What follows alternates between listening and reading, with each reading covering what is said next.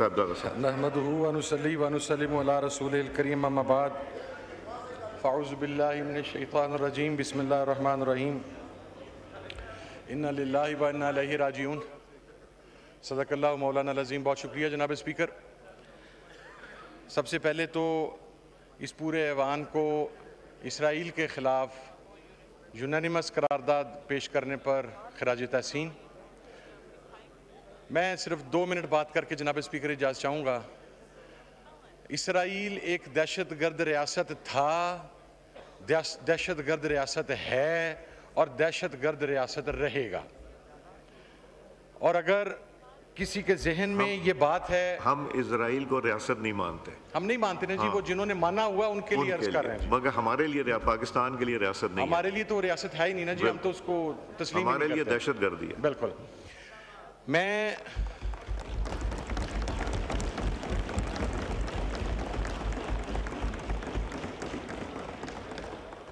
جناب اسپیکر، یہ جس دن سے اس بدماش کی کریشن ہوئی ہے، پوری دنیا کو پتہ ہے کہ 2 ممالک ہمیشہ اس کی ہٹ لسٹ پر ہیں، ایک ایران اور دوسرا پاکستان. اس بدماش اور دہشت گرد ریاست نے سو کالڈ پہلے بھی پاکستان پر حملہ کرنے کی کوشش کی لیکن درمیان سے واپس ہوا، اور اب یہ گزشتہ 1-1.5 سال سے جس قسم کی جارحیت پوری دنیا میں کر رہا ہے، وہ لیبنان ہو، وہ سیریا ہو، وہ یمن ہو اور اب وہ ایران ہو. ہمیں ایک بات اپنے ذہن میں رکھنی چاہیے کہ یہ جو نتن یاہو ہے، یہ نریندر مودی کی طرح خدا نہ خواستہ پاکستان کے خلاف بھی کوئی حرکت کرنے کی کوشش کرے گا، کیونکہ جس سٹیٹ آف مائنڈ کے اندر وہ ہے. میں یہ سمجھتا ہوں کہ اسلامی ممالک کو اب صرف ایک 1 پیجر قراردادیں پیش نہیں کرنی چاہیے.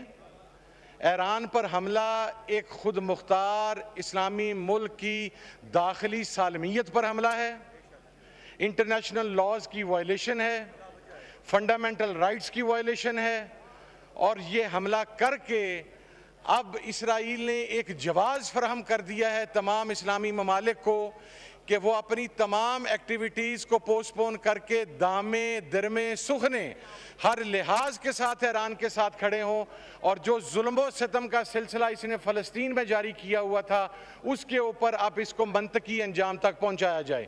میں جناب اسپیکر، ریسٹرین کی پالیسی، ریسٹرین اس جگہ پر ہوتا ہے جہاں پر 2 فریقین موجود ہوں جن کے اندر کوئی شعور موجود ہو.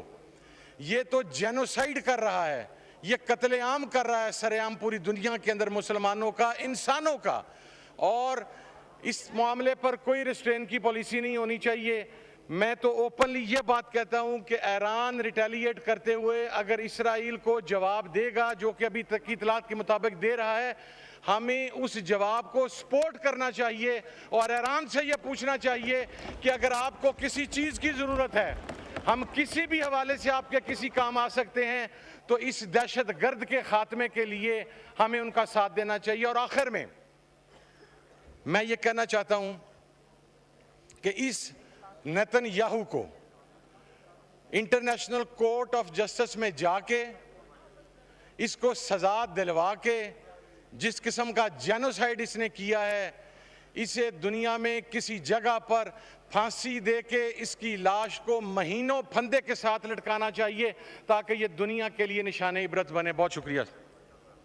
فضل چودھری صاحب.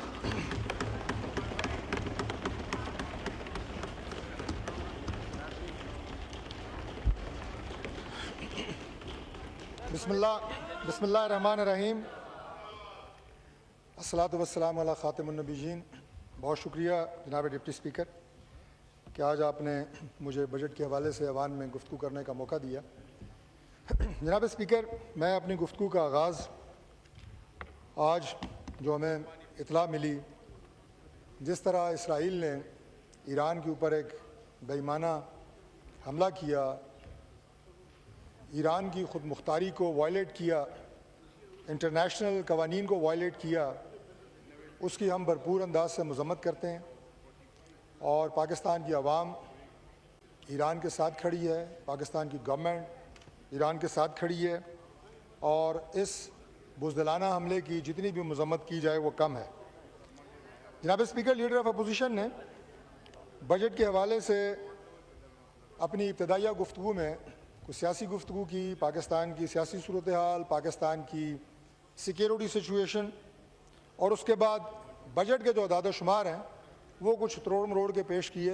میں ان دونوں حوالوں سے جواب دینا کی کوشش کروں گا، لیکن میں حیران اس بات پہ ہوں کہ لیڈر آف اپوزیشن نے بجٹ سے زیادہ اور اعداد و شمار سے زیادہ جو فوکس رکھا وہ خچروں اور گدھوں کی افزائش اور ان کی نفسیات اور ان کی تعداد کے حوالے سے انہوں نے بہت فوکس کیا۔ میں ریکارڈ کی درستگی کے لیے عرض کرنا چاہتا ہوں، ساتھ ہی انہوں نے فرمایا کہ گدھوں کی تعداد میں اضافہ ہوا ہے، یہ بات انہوں نے اپنی تقریر میں 5 دفعہ سے زائد کی۔ تو میں ریکارڈ درست کرنے کے لیے بات کہنا چاہتا ہوں کہ انہوں نے یہ نہیں فرمایا کہ کس صوبے میں گدھوں کی تعداد میں اضافہ ہوا ہے۔ پنجاب میں کم از کم نہیں ہوا، یہ میں نے ویریفائی کر لیا ہے، پنجاب میں نہیں ہوا، باقی کس صوبے میں ہوا ہے یہ اپنی بعد میں وہ وضاحت کریں۔ دوسری بات یہ ہے جی کہ اس وقت جو ماحول پاکستان میں ہے اور جس صورتحال سے ہم گزر رہے ہیں، اپوزیشن لیڈر آپ بات سن لیں نا، تھوڑا آپ بھی برداشت کر لیں، کوئی نہیں ہم آپ 4 گھنٹے آپ کی تقریر سنی ہے، بولے آپ کنٹینیو کریں طارق فضل تھوڑا تسی بھی برداشت کر لو۔ اب 4 گھنٹے آپ کی تقریر سنی ہے یار، کیا نو کراس ٹاک۔ میں نے کہا 4 گھنٹے آپ چودھری صاحب نو کراس ٹاک آپ ایڈریس کریں۔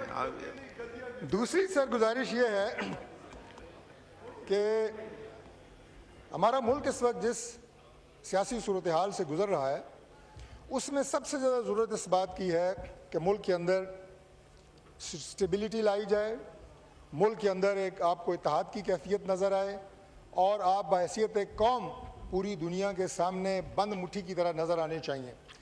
سیاست ہوتی ہے سیاسی میدان میں، لیکن ہماری جو اپوزیشن ہے اس کا سب سے بڑا المیہ یہ ہے کہ انہیں یہ نہیں پتا کہ ان سے غلطی کہاں ہوئی ہے۔ ان سے غلطی وہاں ہوئی ہے جناب اسپیکر کہ یہ سیاست سیاسی میدان میں کرنے کی بجائے ریاست سے انہوں نے لڑائی کا آغاز کیا، ریاستی اداروں سے لڑائی کا آغاز کیا اور آج بھی یہ اسی ڈگر پہ آگے بڑھ رہے ہیں۔